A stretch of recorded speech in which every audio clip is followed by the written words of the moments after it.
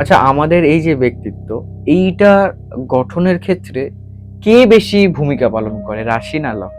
ব্যক্তিত্বর মধ্যে দুখানা ভাগ আছে কিন্তু। আচ্ছা। তুমি দেখবে অনেক ব্যক্তিত্বরা আছে যারা খুব বুদ্ধিদীপ্ত এবং তাদের অ্যাপিয়ারেন্স বলো বা তাদের ব্যবহার বলো সেটাও খুব পজিটিভ। আবার অনেক ক্ষেত্রে দেখা গেল অ্যাপিয়ারেন্স ভালো না বা তোমার সামহাউ বিহেভিয়ারের দিক থেকে প্রবলেম আছে, কিন্তু তার চিন্তা ভাবনা অন্য লেভেলের। তোমার যদি লগ্ন কোনোভাবে দুর্বল হয়ে যায়, ঠিক আছে, সেই ক্ষেত্রে কিন্তু তোমার এই বাহ্যিক অ্যাপিয়ারেন্স মানে আউটার অ্যাপিয়ারেন্স সেইটা কিন্তু নষ্ট করবে।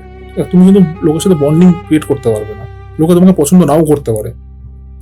এখন মনে করো তোমার লগ্ন বা রাশি দুটোই ঠিক আছে, সেক্ষেত্রে তুমি কিন্তু ওই মানে মানুষের যে গ্রহণযোগ্যতার ব্যাপারটা সেইখানে পৌঁছাতে পারবে, সেটা তোমার চিন্তন দিয়েও, সেটা তোমার আউটার অ্যাপিয়ারেন্স দিয়েও। তো আলটিমেটলি আমি বলবো মানে লগ্ন যতটা তোমার গুরুত্বপূর্ণ, রাশিও ততটাই গুরুত্বপূর্ণ।